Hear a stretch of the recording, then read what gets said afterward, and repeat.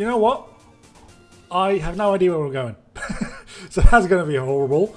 You have unlocked chat functionality. This time I actually did not forget to change it to live chat instead of just top chat. So now I can actually see everybody saying everything that they say. Let's take a quick look at the team before we get started, because last time I don't remember what happened.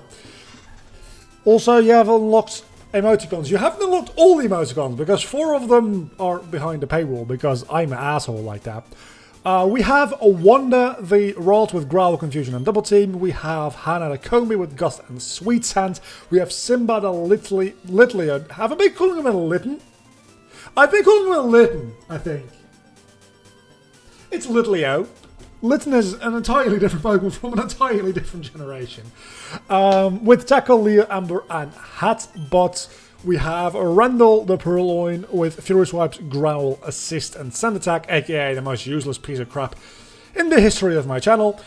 We have Anakin the Drillbur, because he really doesn't like sand, that's why he digs it all away. With Scratch, Mudspore, Rapid Spin, pre-buff sadly, and a Mud Slap, Kyle the Shroomish with Absorb, Text, Tackle, Sunspore and a Leech Seed. Also, my microphone is about to fall over, which it's not possible to fall over actually because it's on a microphone arm, but it's like tilting. Anyway, I have no idea where the fuck we're going. So, what do? I said that I would look at a walkthrough, or at least like the main points of the walkthrough before starting the next stream. I didn't. I did no such thing. So I have no idea where I'm going. I'm just going to talk to some NPC characters here for a moment. See if I can figure it out. I probably won't. How's the experiment going? Finish that, whatever, grunts, stuff. Glad to see more people are coming. We tried our best to hide at the lab by building it deep inside caves. I wish nobody else can find this place. So, how you doing? What to do? Get good. I'll never get good, first and foremost. Secondly, if I don't know where to go, it doesn't matter how bad I am. Now everything is going well, what we need is just patience. Professor will achieve it soon. That's very nice of you. I'm also going to change one quick thing in the settings, because I just noticed that I'm going to be taking about 1.5 billion screenshots during this playthrough if I don't change this. Because the speed button and the... What's the thing I was talking about? Screenshot button were mapped to the same thing for some reason, somehow. So that's maybe not the best idea. Also, how am I doing? I am doing alive. I'm doing decently well, to be honest. Confused as far as where I'm supposed to go in this game, but other than that, fairly well. Oh, wait a second. We can probably kill everything here within one hit, first and foremost. We can probably go south now, right? Because we couldn't before. Surely now, if we... I am a god. See, I got good. She's late. She's late. That's unforgivable. Is that? Who is that? Hey you, do you think it's right to be late?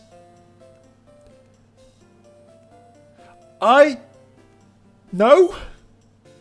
Everybody's late sometimes.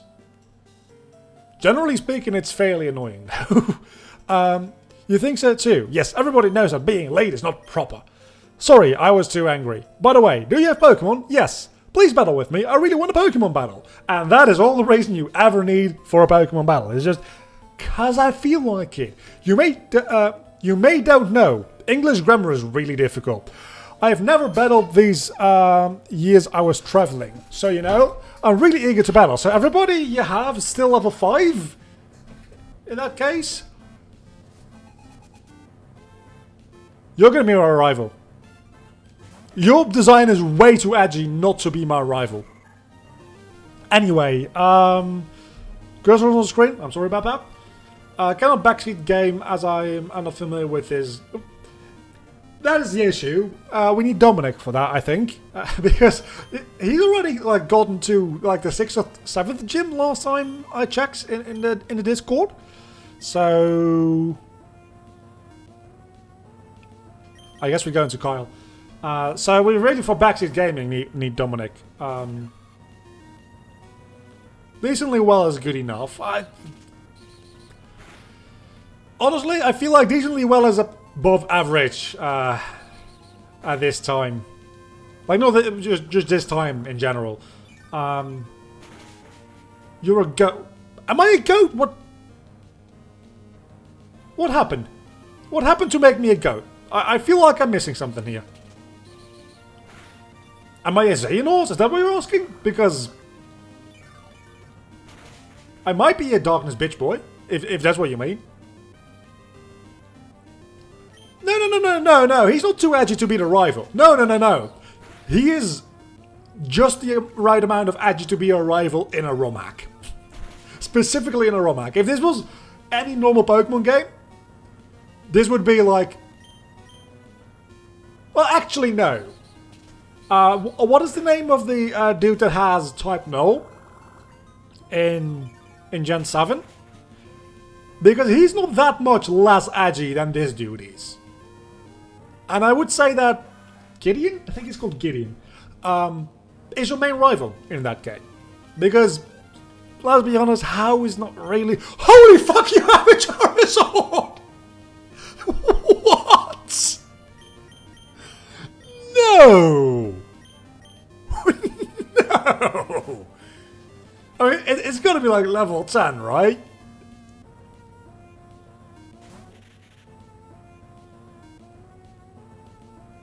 It's a Mega Charizard. It's a Mega Charizard as well. Because of course it is. Gladians. Close enough. Close enough. So yeah, this is not going to go well for me. Then again, actually, I can probably go into Drillbur. It's not going to be great for level purposes, because I'm a little bit unlevel with Drillbur. But you're not a flying type anymore. Presumably, at least. So, I can hit you with a Mud Slap. And then just die. Or maybe the other way around. Maybe I die first. We will find out momentarily. This is not going to do a lot of damage, is it? At least you just use scroll. Holy shit! Oh, that is very not good. I mean, the accuracy decreases. Okay, if we do this. Okay, we get a second. Okay, hold on. Are we gonna do this? I think we're gonna do this. Oh, I said God, so goat. I still don't understand it, because isn't like... Wouldn't I be a goat if I was Satan? This dude has a sword. So does Trunks, and I don't know what that is, like, relevant at all. It really isn't, but Trunks has a sword, and he's badass. Also fairly angsty. Like, for a good guy, pretty angsty. I know that we're switching from edgy to angsty, which are very close together. Trunks is both. I'm thinking of a character that isn't both, actually. I was gonna say Zuko, but Zuko is a really good example of a character that is both. I'm pretty sure that most characters who end up being one end up also being the other. Also, I killed Mega Charizard X with Wonder, because of course I did. Sand really does get everywhere. Arceus is a goat. Is Arceus a goat? I guess so, yeah. I guess he is. I did not read that dialogue, damn it. I'm so used to playing Pokemon and just skipping through the dialogue that... I'm going to just assume that I go... That's still blocked off. I'm going to assume that I just go south. And if that ain't the case, I don't know where we're going. And that's the entire story there. That's probably going to be the majority of this series, to be honest. And This is only the second stream. I think we're going to have a total of 5 of these. I don't know. I'd have to check the... Actually, I can just count. 13th, 20th, 27th. So we're only going to have 2 more after that. There's going to be a total of 4. 4 streams for this game. So it's probably just going to be like 8 hours of me being very confused.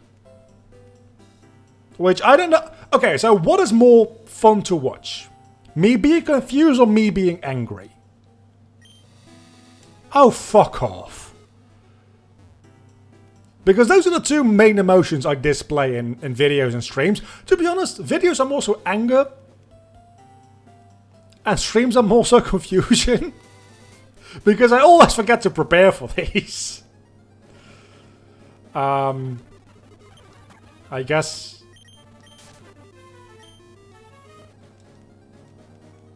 Rey, not Skywalker. Okay, we're going to talk about Star Wars. If we want to talk about Star Wars, I can talk about Star Wars. Because I've been watching Star Wars. Matter of fact, I'm actually on Rise of Skywalker. Well, not as we speak, but I plan to either start watching it tonight or tomorrow night. Kind of depending on if I feel like watching it tonight. Or if I just want to watch some YouTube. Yeah, Rey Skywalker is stupid. It's fucking stupid. Angry. Okay, so if you want me angry, let's talk about Rey Skywalker, because that shit gets me... We've prepared the last steps, you better come. I will. I'll wait for you in the lab. No, please. I will try not to. Instead I don't know what we'll be doing. I guess we'll be doing some Mewtwo related stuff again. Maybe I should let the girl leave first. After all, we no longer need to keep this secret.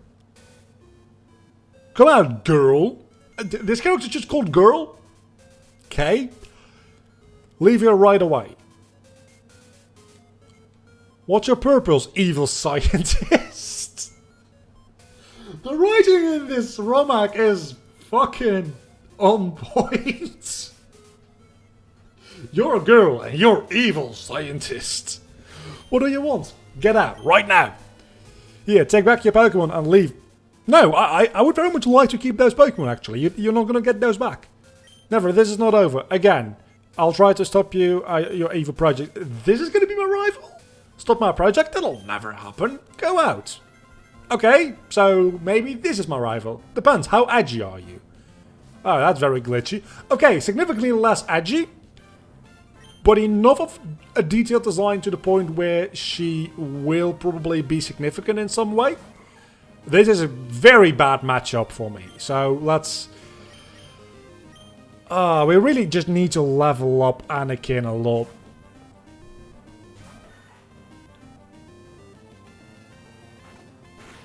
With Logasat he will rant. I mean, yeah. That is kind of like my whole shtick. It's just, I start talking and at some point maybe I stop.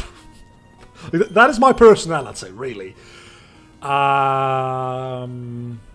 What do? Go into Randall, because Randall is good for stalling for time. Until I can come up with a actual strategy. Also, I don't think you can hit me very... Yeah, you can, never mind. You definitely can hit me super effectively. So then what do we do? Wait a second, you're a bug type. I'm an idiot. Those are not mutually exclusive at all. That is bye-bye Skorupi. Simba. If I get Ante, again, somehow, doubtful, but if, we already used the name Simba, so I'm going to call him Mufasa. Actually, is there a Pokemon that is known for appearing in the sky? Other than literally every flying type. I guess Hoopa to a certain extent? We're not going to get a Hoopa, I don't think.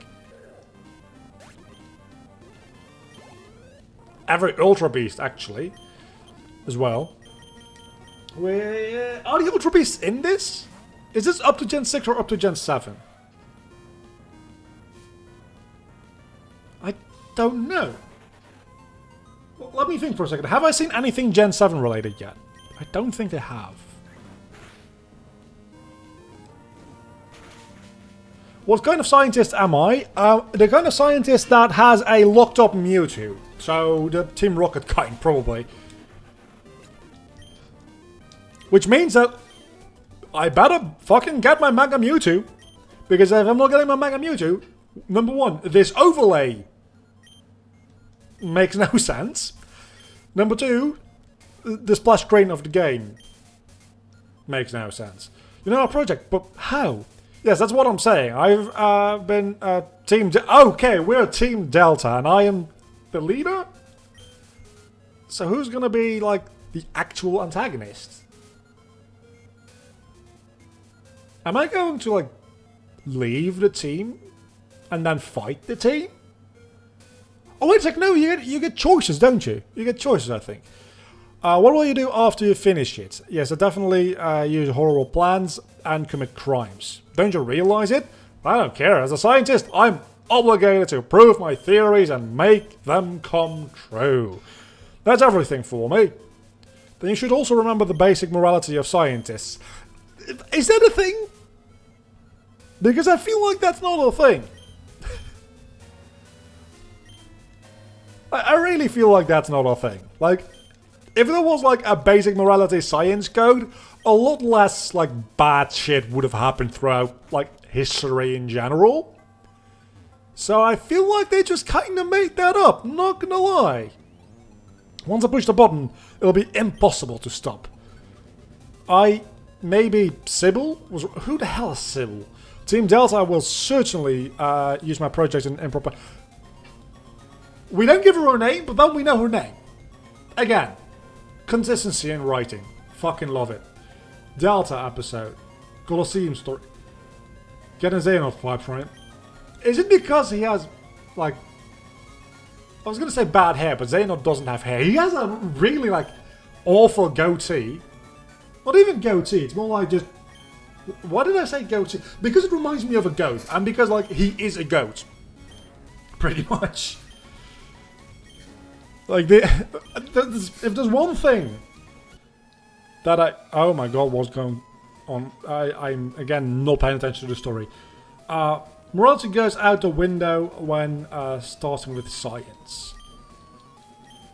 I mean, to a certain extent, there is something there, right? Science and morality, because we, as a planet, almost, for like 99%, agree that, yeah, we could probably, like, have the technical capabilities to start cloning humans, but we're like, yeah, let's not do that. I think, like, what was it, like a year or 2 years ago? A scientist actually tried it, and he, like, got absolutely demolished by, like, literally everybody he worked with. They're like, yeah, no, that's highly not cool, dude. And I think he got fired for it as well, which, for pretty good reason. Oh, no, that wasn't cloning, that was gene editing in a fetus, is what he did. Which is probably worse, to be fair. I could have used a heal before starting this battle.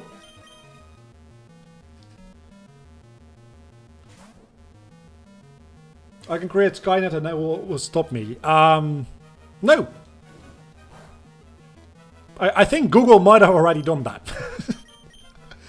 Like, the way we talk about the algorithm, like, that is Skynet level alpha. Right? We clone sheep, so... But those are sheep. And sheep don't matter. Human? Matter. Sheep? Don't matter. I don't think there's been a human clone ever that we know of. I mean, theoretically speaking, there could be, like, clone people out there that we just don't know of because secret projects and stuff. I suppose. But that's just generally considered not cool. So there is some kind of, like, moral code most people agree on. And then some people are like, yeah, but I'm going to gene edit my babies because that's funny. And then, like, 20 generations down the line, we probably all die because of that. because there's no way you can foresee all the consequences of potential gene editing in an infant. Or not even an infant, in a fetus. That is the issue. Not even a fetus, an embryo. Not even an embryo. What's before an embryo? A blastocyst? I don't know. I don't know baby terms. No, don't free Mewtwo. Mewtwo, you're mine. Mewtwo. Mewtwo, mine. Give me Mewtwo. I need Mewtwo.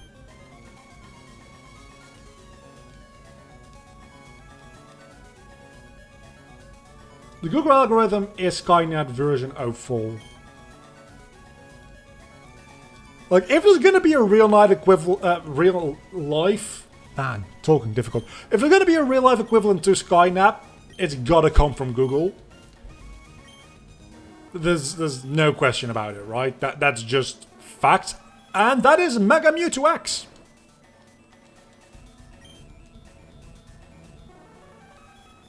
Are you gonna be my friend? Please tell me you're my friend. You're not going to be my friend, are you? Well, that sucks. Well, but that is the issue, right? It could protect the baby from... Where the fuck am I? It could protect a baby from diseases, but the issue with doing that through gene editing in... Wait, hold on. Wait, what time is it? Are we only now getting started with a real game? I don't know why I'm actually doing this. Like the issue there is that there could be like genetic defects due to the editing that don't like appear until generations down the line. At which point, if we assume, oh, we make one edited baby now and it worked, they didn't die. And we just start doing that on a wide basis, like 10 generations down the line, there ain't nothing you can do about that anymore. And if there's a serious defect, like, people will just start having issues. And genes spread fast. Like, very fast.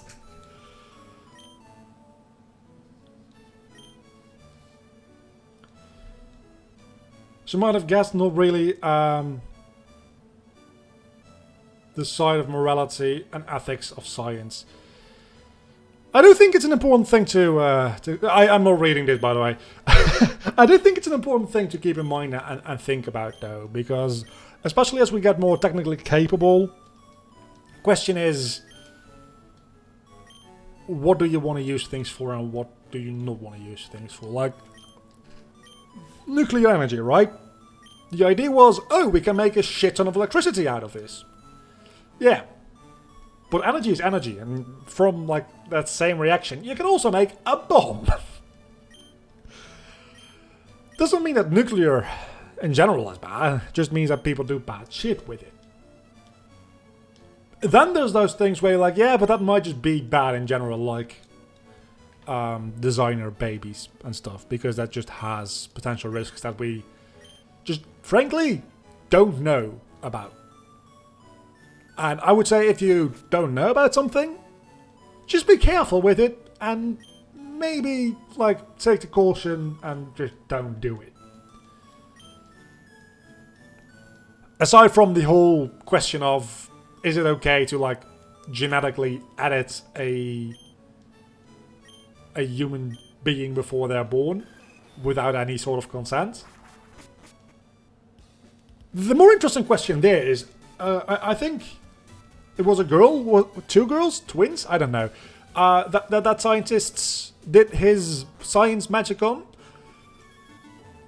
The more interesting question there is, and I think I've talked about this before, maybe not on stream, but I've definitely talked about this before with people, is it okay to disallow those people to reproduce?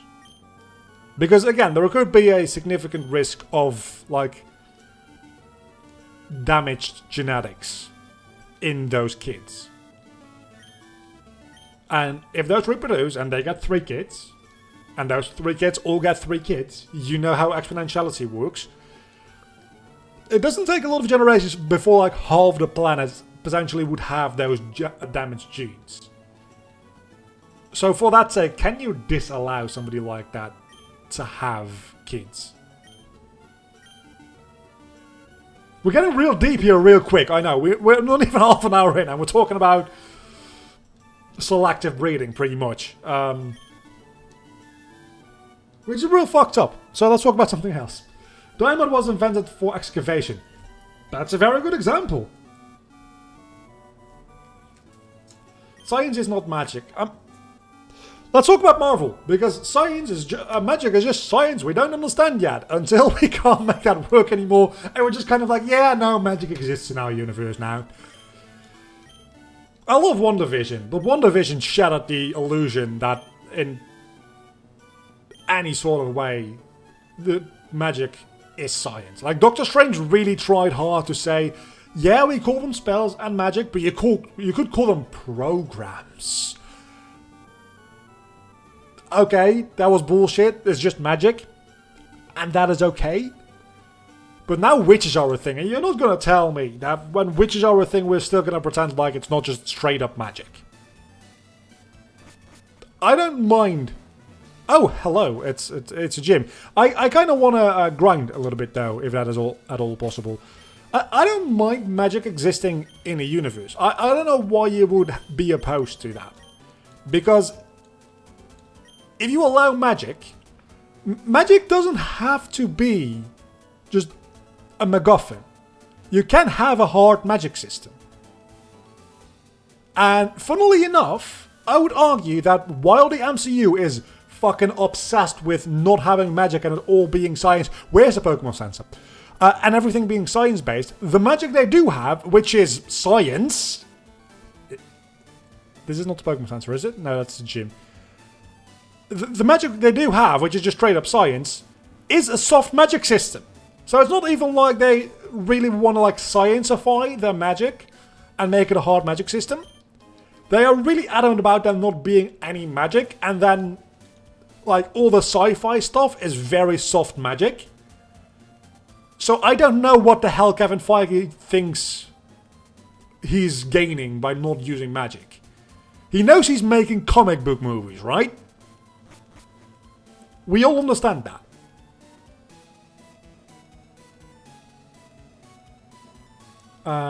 Do not grab Marvel. That's cheap. I'm still trying to find this Pokemon Center. Is there any bed I can sleep in, maybe? I just need to heal. That's all I need to do.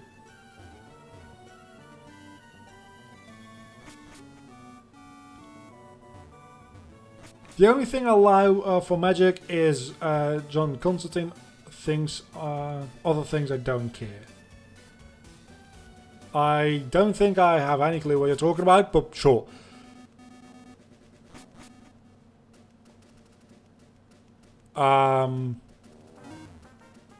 I guess we have a route. But I still don't have a Pokemon Center, so that is mildly annoying.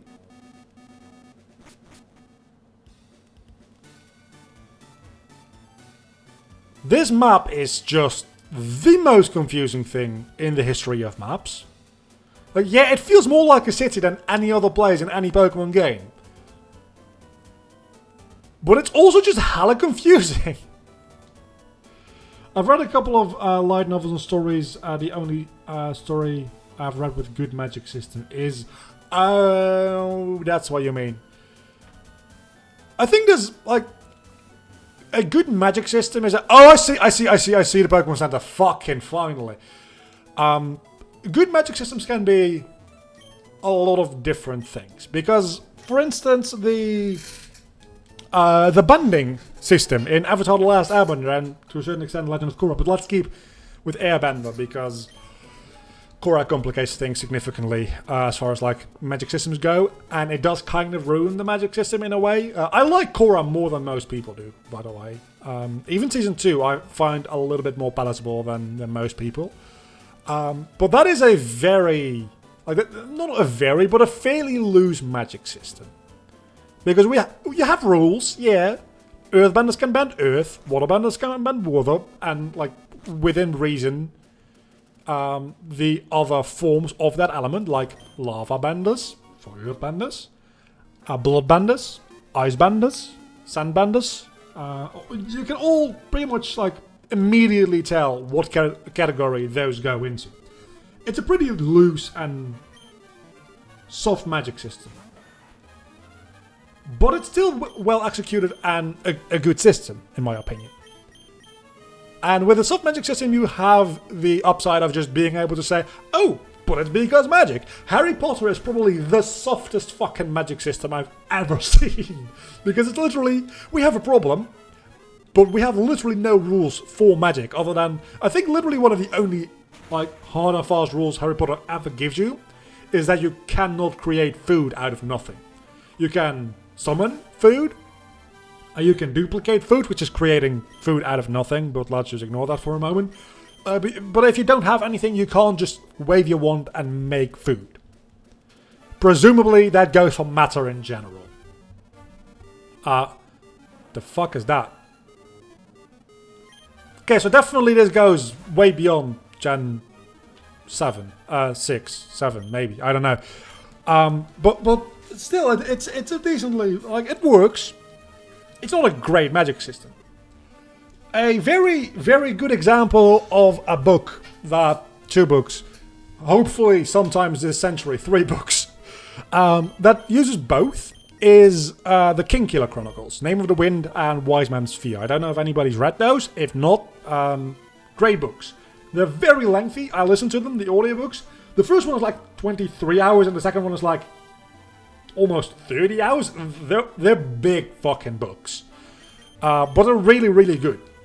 And the main magic system in it is sympathy. And sympathy is kind of like energy, transference, whatever, right? You can turn heat into light and like channel that into specific places and objects, and you can turn it into kinetic energy to help you lift things that are more heavy, but there's also like in large quantities the slippage of that energy, which if you have that too much, you like either rip your arm off or you cook yourself from the inside. There's like very hard rules on that magic system. I very much love that. I think it's a fantastic system. It's very simple in its concepts, but it can do so fucking much. To the point that the story that I've been working on for like 2-3 years in the back of my mind, my magic system is heavily inspired on that concept. Because I very much like that as a concept. At the same time, they have the magic system they call naming, which is literally...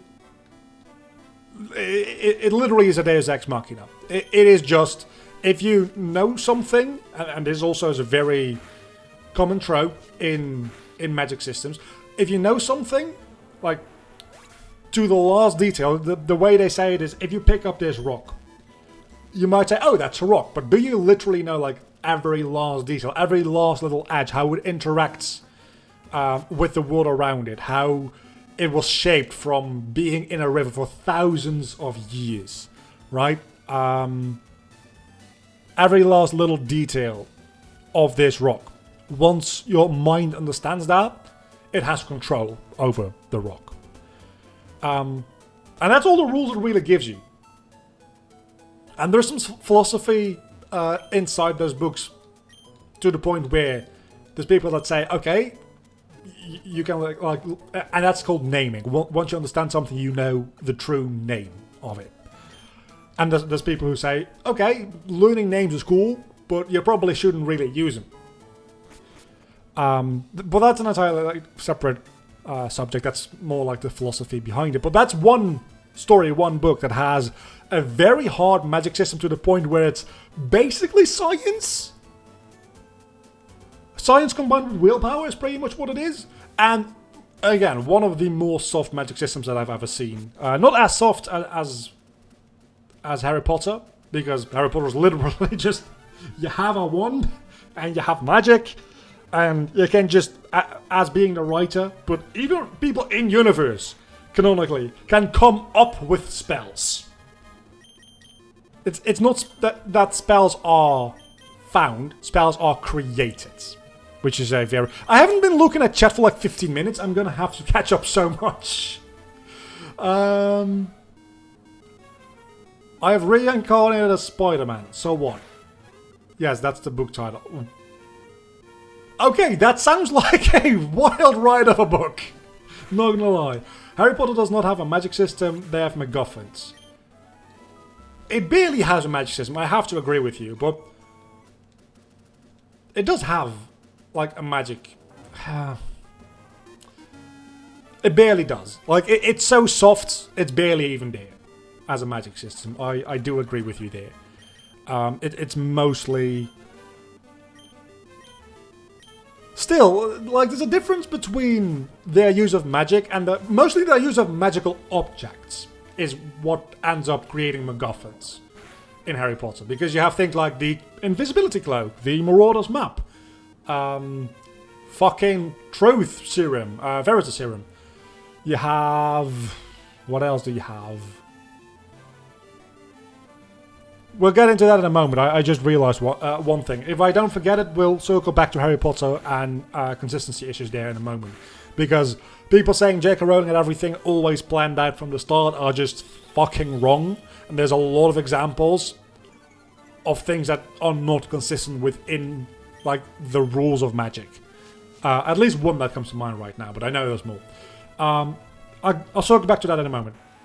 They literally had 5 alternatives for opening doors. Wait a second. They have 5 alternatives for opening doors? Because I can think of Aomora, which obviously unlocks doors, which makes you wonder why they have locks if first years can use this spell. And yeah, there's a spell that, like, seals doors, but that still leaves me with the question. Why do you have locks if you have a spell that can way more efficiently, like, lock your door? It does not make any sense. Then again, these are the people who, according to J.K. Rowling herself, before plumbing was invented, just shit on the floor and vanished it. So, yeah, maybe wizards. Not the bad. Okay. That reminds me. Because after hearing that, the first thing that came to my mind is just imagining Voldemort squatting down and shitting on the floor. And that made me realise I don't like J.K. Rowling. I also think that J.K. Rowling, as much as I love Harry Potter just because nostalgia, I think Harry Potter as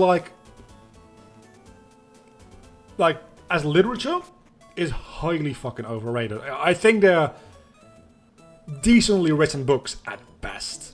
That coming from somebody who isn't, like, big into books. I mean, obviously I'm more into film, which also, like, is a method of storytelling. It's very different, don't get me wrong. But I don't think... Like, I might actually, like, be able to make an argument that the Harry Potter films are better films than the Harry Potter books are books. I say that, I'm now thinking whether or not I actually believe that. Having said that, and having thought about it, yeah, I'm pretty sure I believe that. Yeah, no, I'm gonna stick with that. The Harry Potter films are better films than the Harry Potter books are books. I'm very sorry, that's just true. But yeah, the one thing J.K. Rowling does very well is dehumanizing Voldemort in a very good way. Because once I was thinking about Voldemort taking a shit, I was like, yeah, of course he does that. He still needs to eat. And then I realized, trying to picture Voldemort having dinner, just like eating stuff, also kind of weirds me out. Because he doesn't seem like the type of person that does that. And you could probably make, like, and maybe J.K. Rowling has, you could probably make some bullshit up where Voldemort can use magic to, like, give himself sustenance. But, like, those basic human things. Like, does Voldemort get horny, is my question. He doesn't love, but you don't need to love to be horny. According to the Cursed Child, yes he does. Which is why that book, play, is not canon. Anyway, J.K. Rowling retconned a lot of shit. Nah, J.K. Rowling is just bored and has a Twitter account. Which is a very bad combination if you have a lot of followers as well. Maybe a system similar to Ancient Manga's Bride. That sounds like an anime. I haven't seen it. You have to understand the chant, the meaning of the chant, and properly pronounce it. Are we relating back to what I said about the Name of the Wind? Because it is more like... have you seen The Dragon Prince? It's a pretty good show. It's like not amazing. It's made by some of the lead writers from Avatar: The Last Airbender.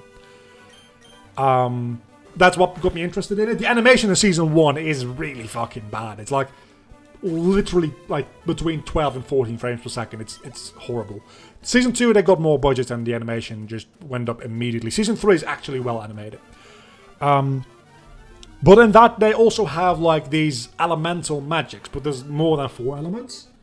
And like a lot of like magical creatures are born with an innate understanding of their elements. Like one of the main characters is a moon shadow elf, right?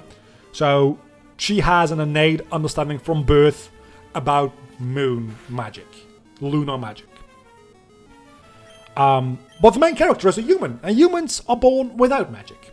So humans have developed something called dark magic, which takes the magical essence of a different creature and lets humans use that. But the main character has to be the main character. He has to be special.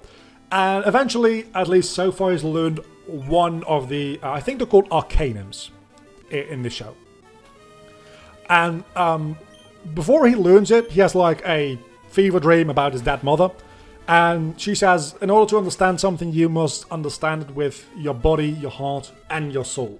That's more kind of like it. Like, yeah, you can understand something in one way, but it's more about understanding it fully. Like, from every perspective, from like every conceivable notion you could have about this object, about this element, about this whatever, you understand simultaneously. It's kind of like more like that. It's a bit more like spiritual, I guess you could say. How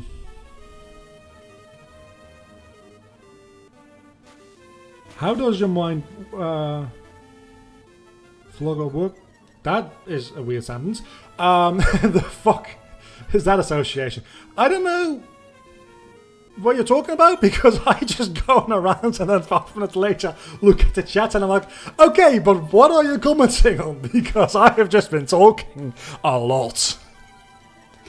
Did you know that Harry Potter characters the Harry Potter character was based, inspired, ripped off from Harry Potter character from Troll? Really?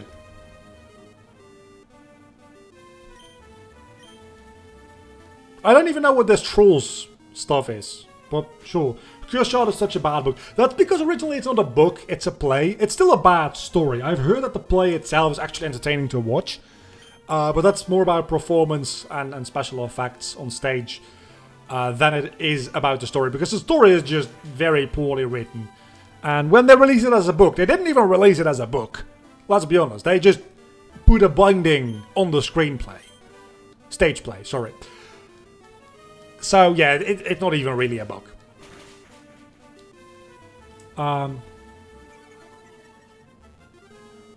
Seeing Dragon Prince weirdly could not get into it. I've heard that a lot from people. I personally love it.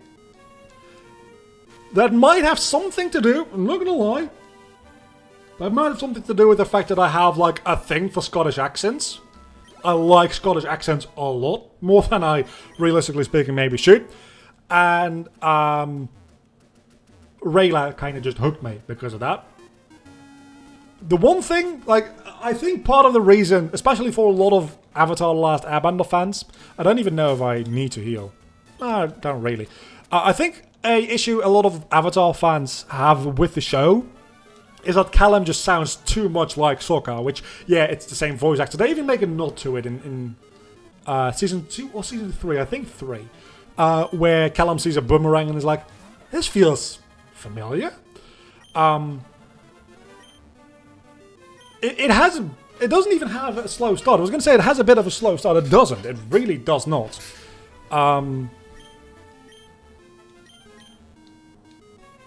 I don't know, maybe it is partly the animation quality, because the animation quality is just really not great.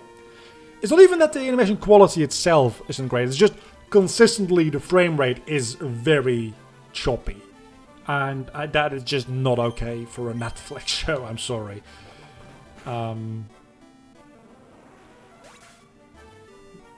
Will be clearer with my typing. Yeah, no, that's totally on me. Don't get me wrong. It is totally on me that I don't understand what you're saying, because, again, I don't look at chats enough. And if I were looking more consistently, I probably wouldn't go, like, as off on topics, which I do think that is, like, the one thing I can, like, claim to be somewhat talented at, is just opening my mouth, talking, and at some point remembering that, oh yeah, I'm actually doing a show here, so let's try to have a little bit of interaction. I guess Randall. Trolls was a movie at around 1987 about Harry Potter who needed to save his sister from evil trolls who could shapeshift while learning magic on the way. I'm not gonna lie, that does sound a lot more stupid and boring than the J.K. Rowling Harry Potter. Again, I think it has a lot of issues. We'll circle back to that. I almost forgot. We'll circle back to that right now. But it's still enjoyable. It's not well written, but it's still enjoyable. But if you like Scottish accent, have you seen DuckTales 2017 specifically for Scrooge McDuck? Like, okay, let's go into that first, because I have not seen DuckTales, but Scrooge McDuck is probably my favorite, like, duck character in general because of his Scottish accent. If I could do a Scottish accent, I would talk in Scottish accent 24/7. I just cannot pull it off. I just sound incredibly stupid and a little racist when I do it. But I fucking love it. It is very soothing to the ear. There's a 7-hour review of Playable Mega Ruby on YouTube, done by a Scottish dude. And it is, frankly, like, that video, it's 7 hours long, so that helps. That video is like ASMR to me. It's just 7 hours of a Scottish dude talking. And that is one of the most beautiful sounds I can imagine. Okay, that's a little bit exaggerated, but you know what I mean. So we're getting back to Harry Potter and being inconsistent. So, in Harry Potter and the Deathly Hallows, we learn that everybody under the age of 17 in the Harry Potter universe, all the wizards and witches anyway, all the magic folk, at least within Great Britain, have something called the Mark, which works sometimes. It can register magic around a given person that is underaged. Why it wouldn't just register whether or not this person used the spell or not, I don't know.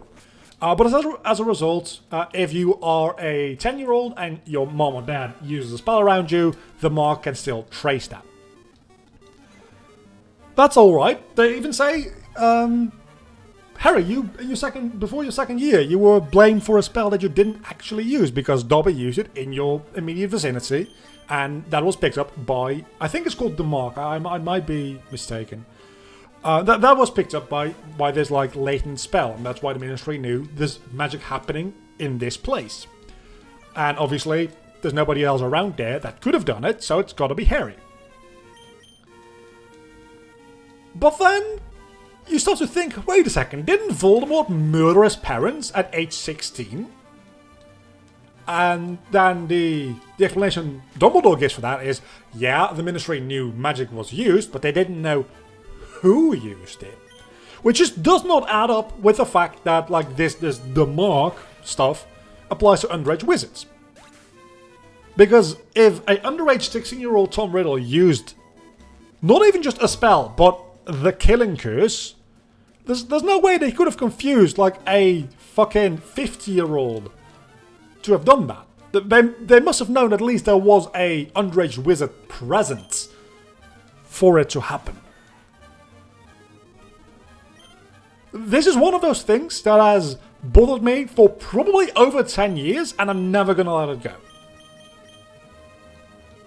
Specifically because people, to this day, less and less people luckily, swear that J.K. Rowling had the entire thing planned out from the start. I do believe that certain things were planned out from the start. Harry being a Horcrux, I'm pretty sure that was planned out from the start. The diary being a Horcrux? Maybe.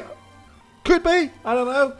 Seems very convenient that a lot of things happened in the Chamber of Secrets there which were Horcrux related, to be honest. But could be, right? A lot of other things that are not like... Everything that's not related to Horcruxes wasn't planned out in advance. So, J.K. Rowling didn't have the entire... She wasn't like J.R.R. Tolkien. That man had things planned the fuck out. That man wrote the story and then started writing the books. J.K. Rowling did not do that. And you cannot convince me that she did. The fuck am I gonna do against this? I'm gonna make you a grass type and then go into Litleo. One thing I like to do in that world, or specific things are properly explained, circling back to magic systems. There we go.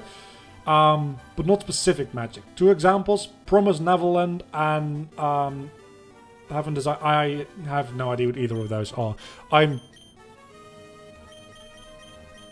really don't.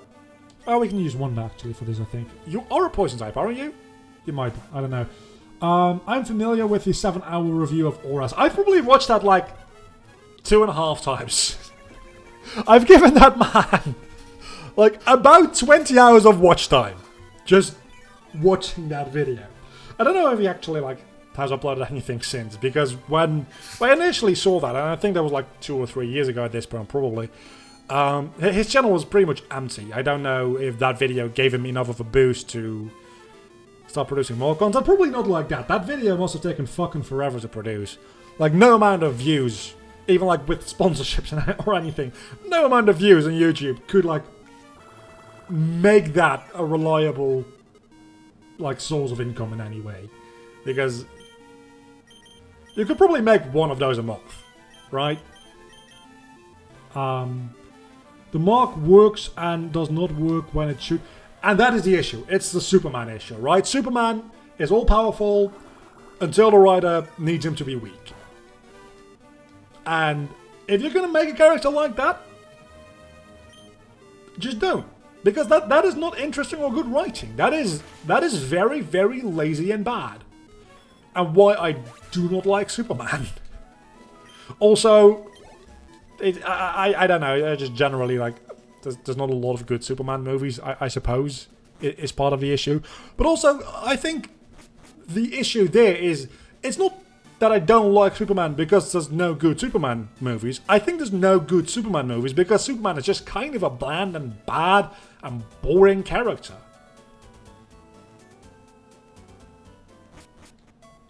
Like, even towards the end of the MCU, Tony Stark, pretty much, I mean, he wasn't Superman, don't get me wrong, he wasn't Superman. We've got Captain Marvel for that. Literally. Well, it's more like Shazam, but Shazam is like kind of Superman in a way, as far as I understand. But Tony Stark, at the end of Infinity War and throughout Endgame, he's pretty much Green Lantern, right? He can make anything he wants out of a suit because it's now nanobots. He still has a downside. Those nanobots can be like used up, and that is what we saw happen in Infinity War. He didn't have enough to like keep taking hits from Thanos. Obviously, then he fixed that by having energy based like defenses and stuff like that. His shield went from a nanobot shield to a hologram kind of energy projection type of shield. I don't know what it was.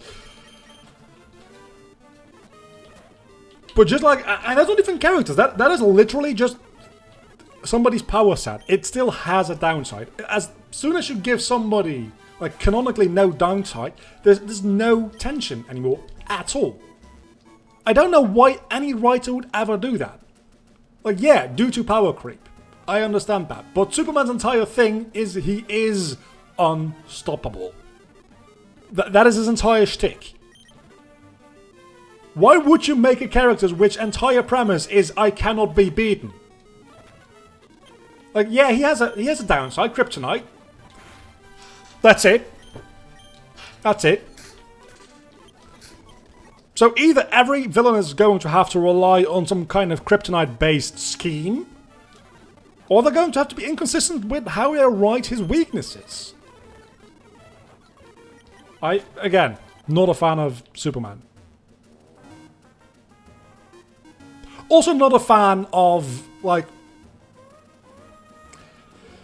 this is not going to make me any friends. I'm not a huge fan of the Hulk in general, because it has a similar issue, right? He's pretty much unstoppable. Almost nobody is ever going to actually stop the Hulk. They're maybe going to slow him down, but nobody's going to, like, beat the Hulk. Well, Thanos, but other than that, nobody's going to beat the Hulk. The downside to that power is there's no control. Bruce Banner, the Hulk, not the same person. Once the Hulk is in charge, there's no control, it's just rage. And I think it's been said that you can't control the Hulk, but you can, like, steer him in a certain direction. I don't know much about the comics. Within the MCU, even before Professor Hulk was a thing, which I think is actually a good conclusion to that character arc. Even before Professor Hulk was a thing, we saw Hulk as a functioning, like, human being. That's not what the Hulk is. That is the opposite. Like, once you take away the fact that he's uncontrollable, the Hulk loses its only downside. Why would you do that?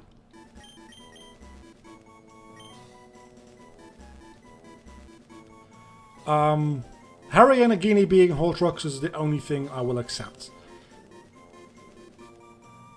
Nagini, yeah, I'll accept that as well. Well, I guess it's better than Scratch, more often than not. What HP are we at? Still full HP. Let's start using the speed button.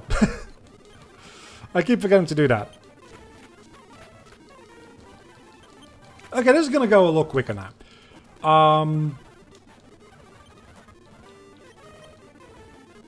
Okay, that's a lot of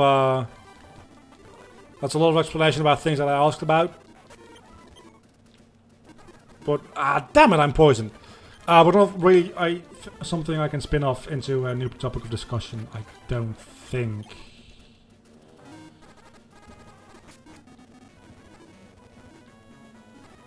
Okay, that is very interesting. Sorry, I'm not even reading out loud. If it's like legit on the level of, which I'm very skeptical of, but if it's legit on the level of J.R.R. Tolkien, we also have to acknowledge there's a difference between writing and world building. I do think, okay, as I said, I've been watching Star Wars, and Star Wars is a very good example of this. People act like Star Wars is this amazingly built world.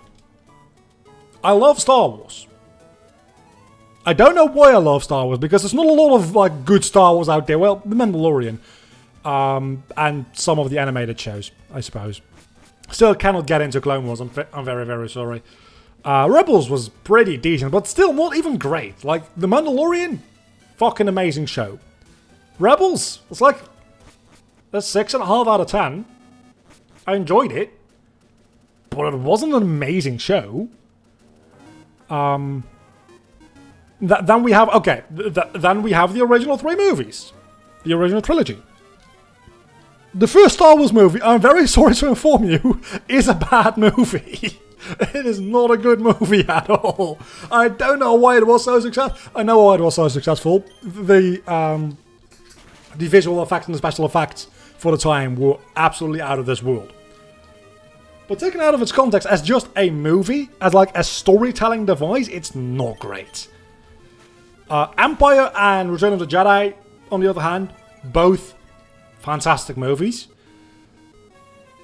But that's because, like, the characters are somewhat interesting. The magic system is interesting.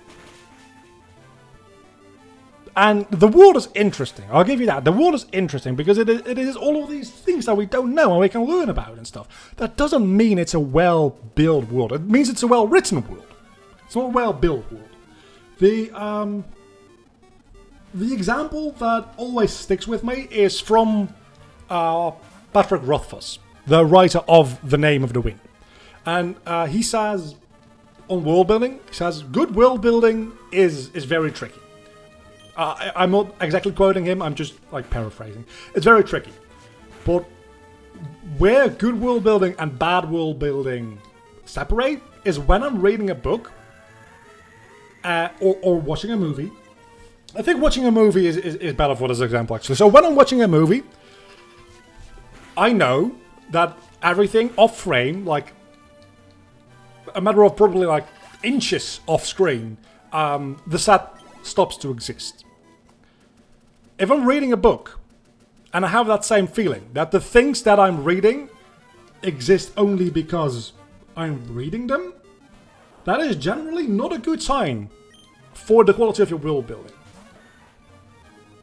If you honestly feel like, okay, the main character in this book is walking down the street and he took a right turn, but there was also a left turn, if you feel like there's a part of the city he was walking in, if he had gone left, that is usually a good sign.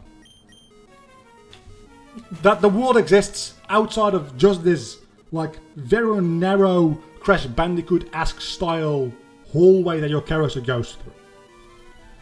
And I think part of that is down to the writing of the characters within the story. But I think more so, the thing there is that it's a difference. It's a difference. And it's not necessarily that one is better than the other, but you can make a world for your characters to fit inside. Or you can make characters and put them in a world, if that makes any sense, right? For instance, well, Tolkien is a very good example. I think he started with making the Elvish language. So he made all of these races and all of these different like eras and mythologies and stuff like that. And then he figured, okay, so this Sauron dude, okay, his ring is very powerful. What makes the most sense inside of the world that I've created to go on a mission to destroy this ring? Well, hobbits aren't very powerful. The ring corrupts through power, so maybe we can have a hobbit go through and carry the ring. Instead of having, oh, I want to have this like little hobbit character go on an adventure with this ring, and then, I'll add dwarves and I'll add elves, and just to make it all fantastical. Both are valid ways to write a story, but one is writing, the other is world building. Anyhow, that is my tangent on that. Star Wars world building is a Jenga pillar.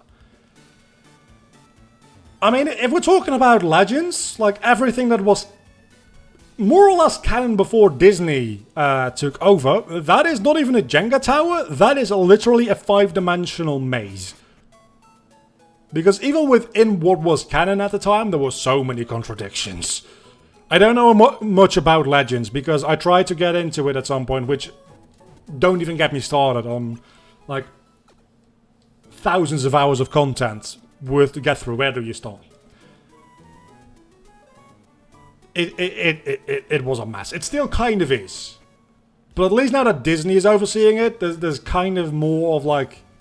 It's being held together a little bit better, but there's still a lot of content. Which is still kind of problematic. Because...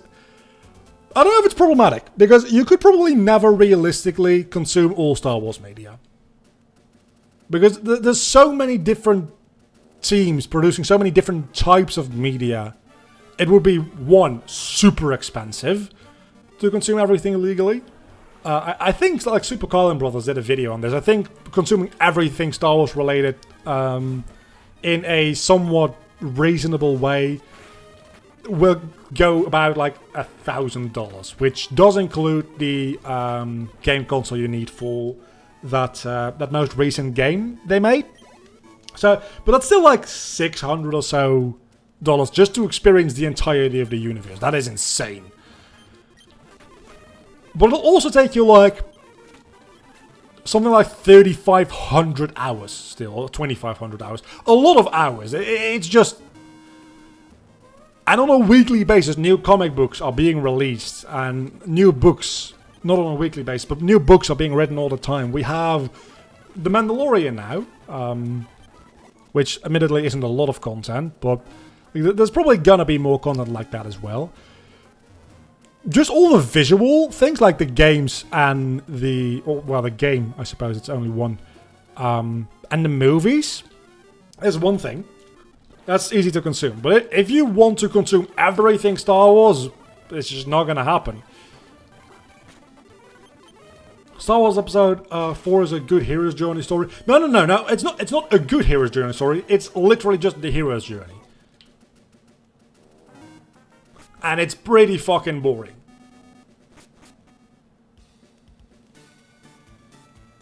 Five and 6 are great because of a good base in 4. So yeah, I just do not agree with that. Well, yeah, without 4, 5 and 6 would have never happened. But I think most of the things that are good about 5 and 6 have nothing to do with 4. Other than the fact that it follows, like, the 3 main characters from that movie. Other than that, I think they are very loosely connected at best.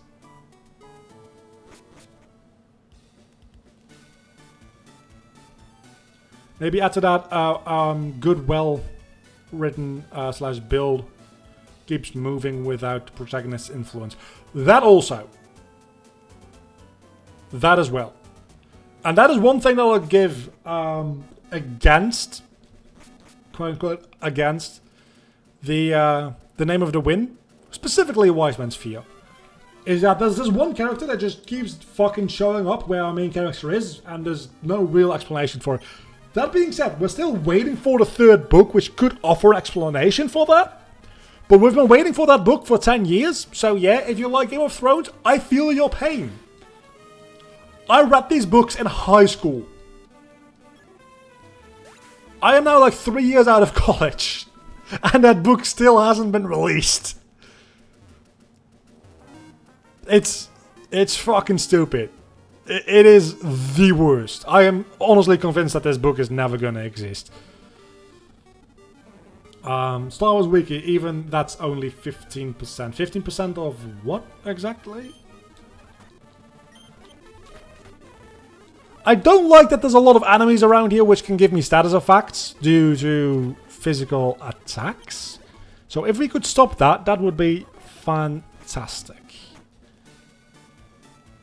Honestly, I just looked at the time, thinking that I might have been live for like 3 hours already. It's only been an hour. Holy shit, we talked about a lot within an hour. That's not where I want to go. Is it? No, we want to go there. Maybe there's another place we can... There's maps. I actually have a town map. I could have just looked if there's another route I could go to. I am an idiot. It seems like there might be other places we can go to.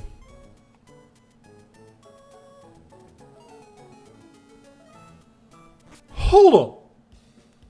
The Star Wars Wiki only has 15% of all the Star Wars content indexed on it and explained and stuff like that. You're telling me there's 58% of Star Wars content that exists out in the wild, be it books or comics or fucking board games, I don't know, that are not mentioned or elaborated on the Star Wars Wiki, which I have to point out, it's not the Star Wars Wiki, it's Wikipedia. And if there's one thing I love about Star Wars, it's lightsabers. If there's another thing I love about Star Wars, it's Darth Vader. If there's a thing I love about the Star Wars fandom, it's literally nothing other than the fact that somebody came up with the name Wikipedia, and that is honestly probably the most genius thing that has ever come out of Star Wars. You see how George Lucas doesn't have control over something and it suddenly becomes a lot better. I'm gonna keep going on that train of thought, because going back to episode 4, directed by George Lucas.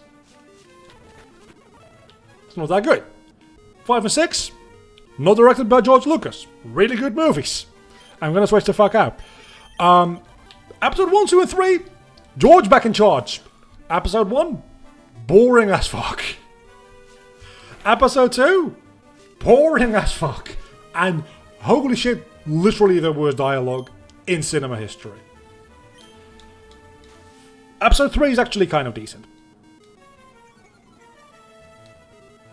And then sequel trilogy is, we don't talk about that. I don't hate The Force Awakens. I actually really fucking like The Last Jedi. As a standalone movie, as part of the saga, I don't. But we're talking about Star Wars anyway now. We weren't going to do that. So, what was I on about before Star Wars is the question. Because I do not remember at all. Can I please hit a Fury Swipes? I hit 5 Fury Swipes. As long as I can hit the first. Yeah, fucking... Okay, there you go. Yeah, give or take 3%. Wait, they only have 3%? 3 to 5% of the Star Wars content on the wiki? I am... How can you call yourself a wiki when you have less than 1/10 of the information on a certain topic? Like, at that point you're not a wiki. I don't know what you are, but you're not a wiki.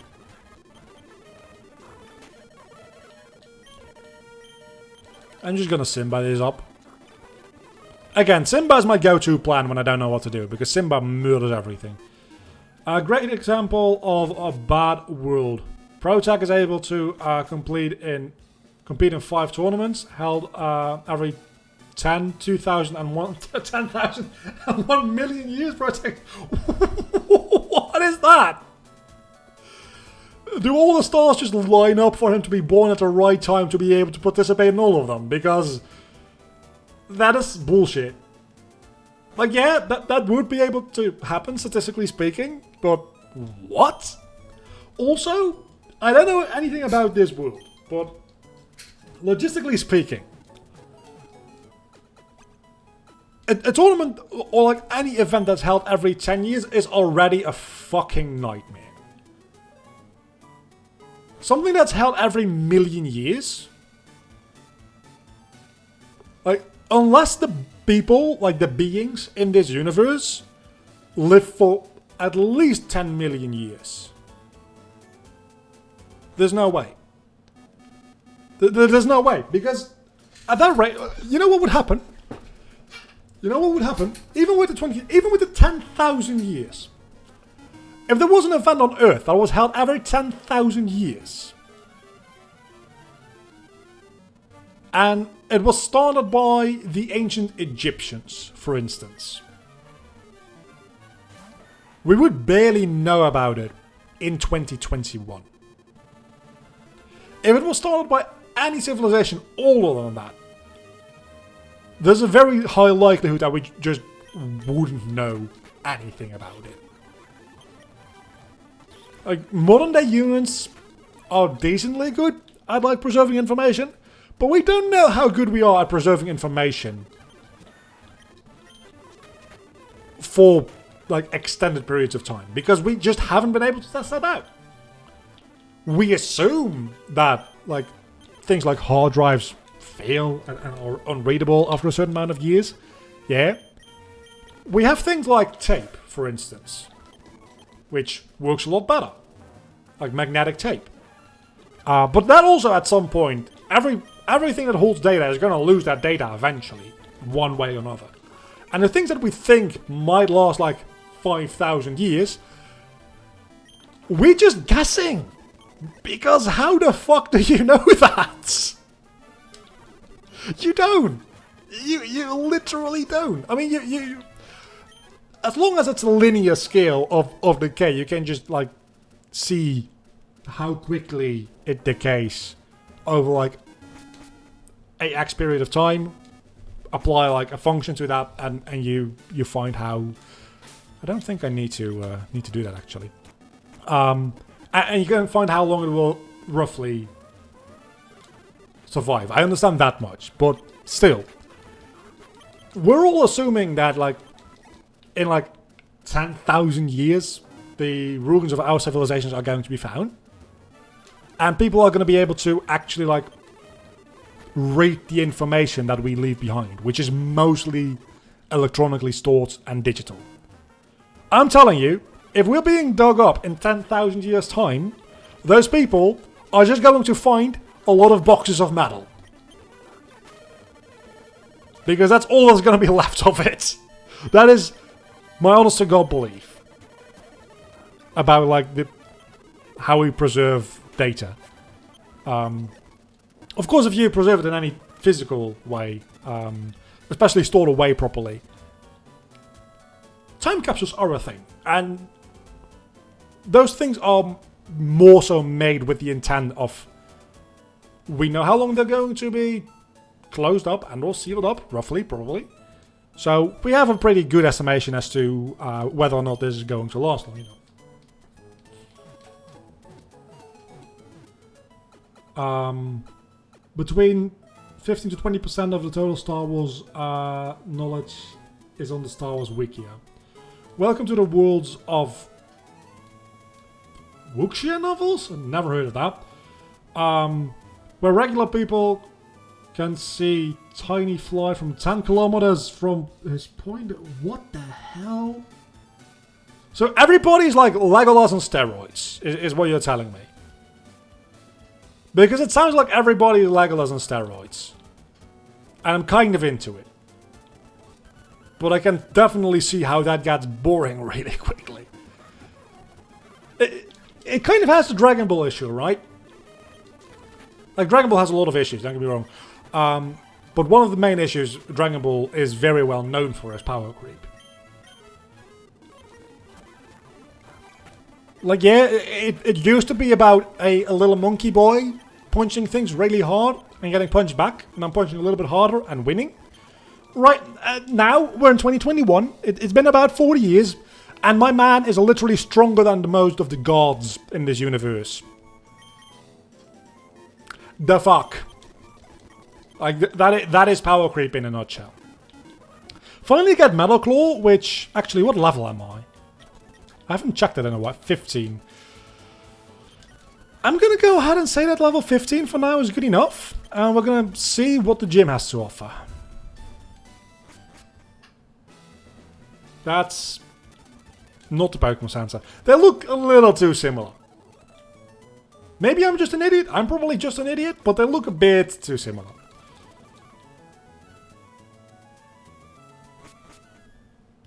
Martial artists or meditation people resulting in magic. So it literally is anime in book form. Because, not anime in general, specifically shonen anime. Because that's literally what that is. I don't mind that. As I've said many times, the MCU is live action anime, and you cannot change my mind. It literally is. To the point even where it is based on comic books. And why I say that, why I think that is relevant, is people saying live action anime cannot work. To a certain extent, yeah. To a certain extent, I do agree.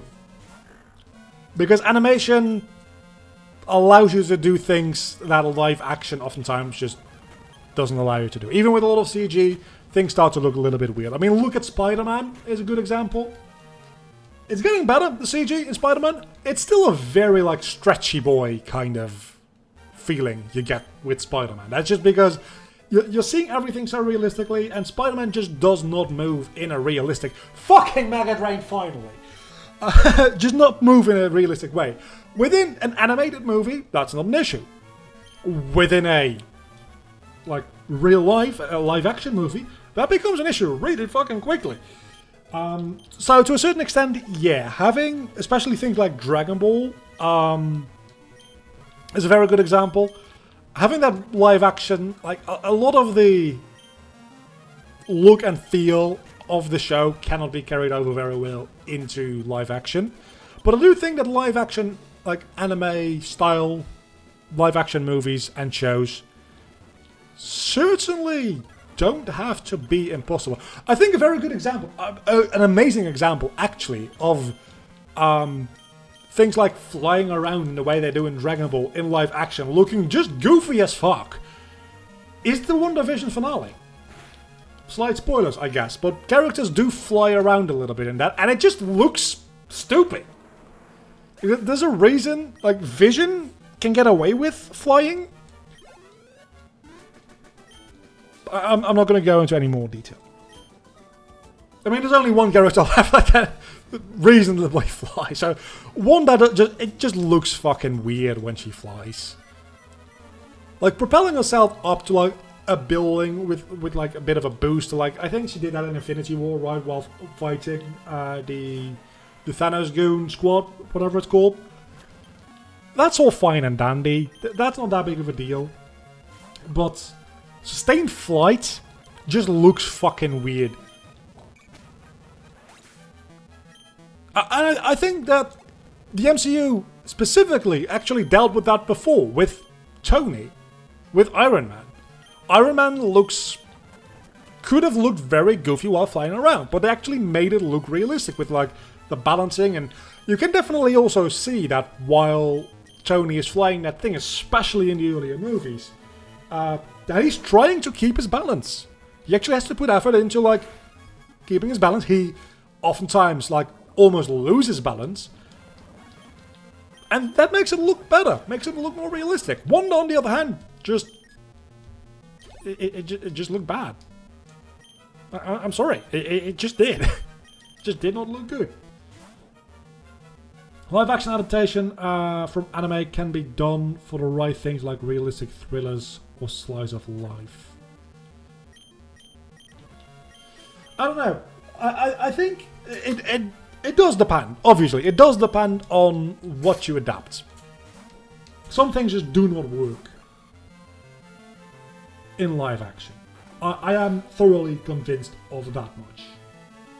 Well, not that they don't work, but some things just don't work well enough in live action to do them. Like, if you can do something live action and you have to do a lot of CG anyway, just make it an animated movie or show. I don't mind. Like, I literally do not care if something is animated or not. Like, some people are like, animated stuff. I don't like animated stuff. Why would you not like animated stuff? Animation is wonderful. Animation is... animation is life. I mean, literally speaking, like, that is what the word means. But in a live action movie, you are limited by how a camera can move. You can change things with CG, but at that point, that sequence, like that shot you're doing because you cannot physically do it, you're animating it because you can't physically do it. So if you're going to be doing that a lot, just animate the entire thing. It's not that complicated. And it's not necessarily like more expensive, generally speaking, to animate than to do a live action film. Matter of fact, I would argue that I think, like, barring Pixar maybe, most animated like shows, most animated movies, I think, have lower budgets. Because, frankly, you need less people to work on them. Like, you still need a lot of people to make an animated movie, don't get me wrong. It's not a one-man job by any fucking stretch of the imagination. It's a huge team. Again, especially for a company like Pixar, it's a huge team working on that. But for like an average animated film versus an average. I'd be very interested to see the cast and crew list for the average animated, like the length of them, for the average animated versus the average live action, because I am willing to bet that on average animation takes less people for a feature-length movie. That is just a hunch I have. I don't base it on anything other than my experience on small-scale live-action film sets, where things already got pretty fucking busy sometimes. And like, obviously, I've seen a lot of behind-the-scenes things from live-action films. I haven't really like seen much in the way of making-ofs and behind-the-scenes for animated movies. I feel like it's also just less of a thing that people do. I feel like film companies don't really like give you a peek behind the curtain as much. I'm also destroying this gym, by the way, for animated movies. So it's kind of difficult to imagine. Oh, that's not good. Well, I'm dead. Imagine how big these teams exactly are. Oh, that's not good. Live action, most of the time true. Need to do research for budgets on animated movies. Well, logically speaking, a smaller team means a smaller budget. Also, I am going to go ahead and guess that this is not a very big part of any movie budget. Well, for me, it is, because I pay nobody. I'm gonna die. But a real thing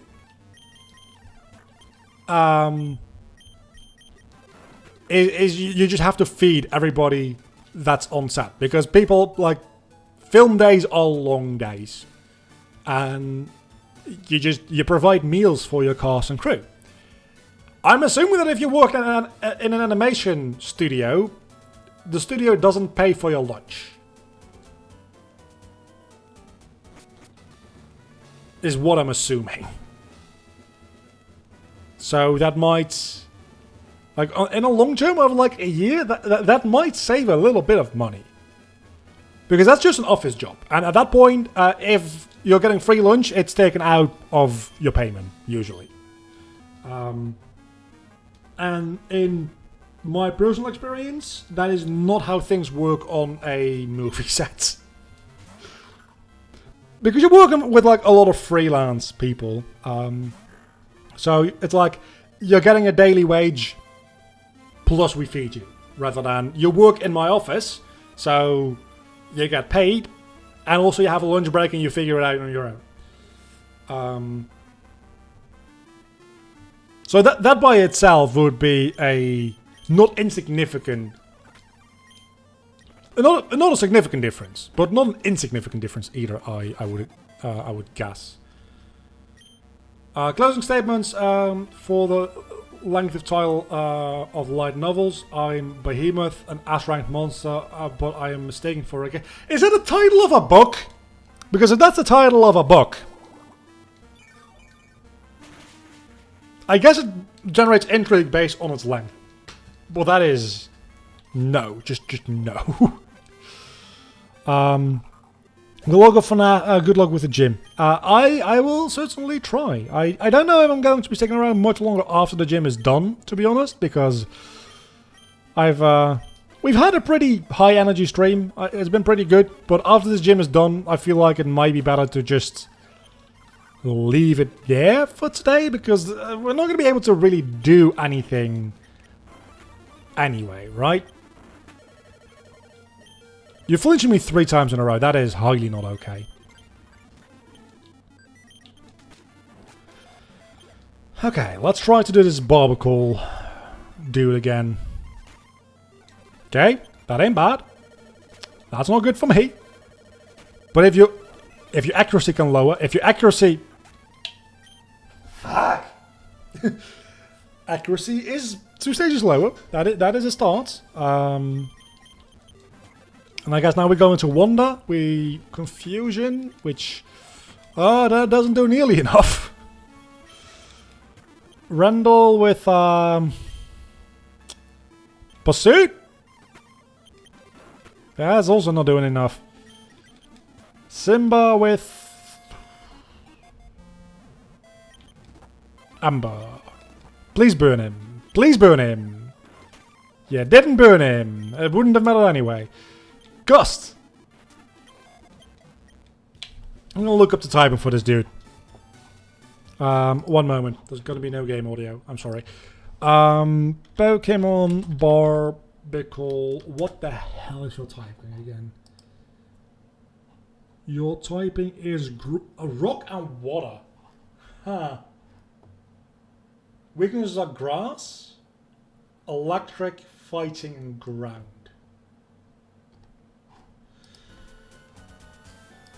Okay, let's keep that up, just because otherwise I'll forget. And then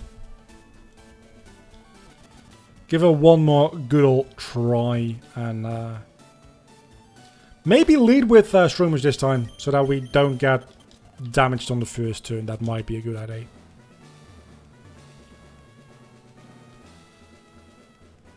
And then also not get flinched 5 times or 4 times in a row, whatever it was. That will be fucking helpful.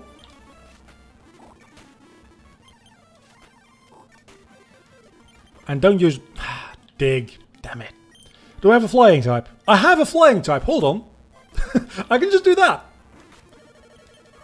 I don't need Hannah anymore after this anyway. So, and Carl's now level 18. That's actually going to help. I swear to God, if you dare to flinch me 4 times in a row again, I'm gonna... Oh, that felt good. That felt satisfying. Barbicle. How much is Mega Drain actually gonna do against you? Oh, that ain't bad. That might be good enough for me to... And you're gonna use your... Yeah, I forgot about that for a second. Fair enough. Okay, so we used grass, but we also can use ground super effectively. So let's go into Anakin next. Mud Slap. Accuracy lowered. That's maybe gonna help, probably not. Okay, this is still gonna be a close call. Do I have revives? It does not appear that I do.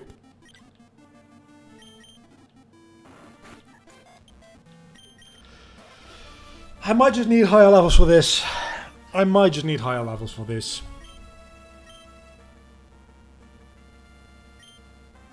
This literally does not matter. I guess Amber can burn. Amber can burn! I'm using a hyper potion on that. I don't give a shit. I think I just won. I did it. I did it. I did it! I got the Amber win! That is amazing! Oh, I am such a lucky. I mean, I don't know if I'm lucky. I tried it for like 3 attempts, and it worked the 3rd time. So is it luck, or is it just bashing your head into a brick wall over and... That better be Rock 2. You couldn't even be bothered giving me Rock Slide. At least 2 of your Pokemon know it. And this is not an easy game. So, I would have kind of... I got my first gym badge. That is very, very true. I heard Klaus, the gym leader of Fescue City. Look, these remakes are fun, but people trying to come up with new sounding town names. Just like... Ladder Soup doesn't make a name.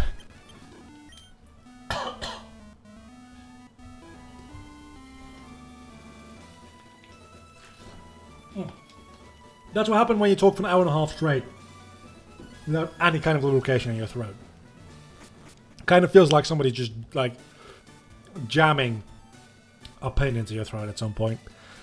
And that's not a good feeling at all. So, Yeah, a lot of soup, names, stuff, and shit. We're gonna end it here. So I'm gonna heal, we're gonna save, and I'm gonna be out of here a little early because why the fuck not? It's been a good one.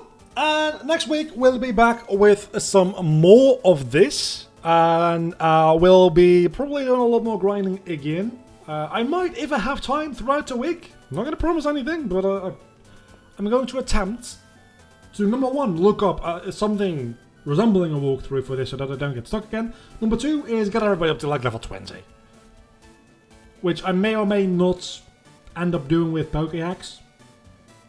I don't know about that yet. I'm going to try not to because I feel like with the amount of new Pokemon added into this and whatever, Pokéaxe is going to absolutely lose its shit when I try to add things. And it didn't really work out too well for Dragon Ball Z Team Trainer Fighter Pokemon, whatever it's called. So I'm going to try to manually grind everybody up to about level 20. I'm not promising that I'll do either of them, but it's going to be an attempt. Next week, same channel. I was going to say same place, same time. It's not the same place because it's technically a different link because that's how YouTube live streaming works. Instead of Twitch, it's different. It's convenient. I don't have to do anything. It's just going to be up on the channel. I am looking for my cursor to end the stream.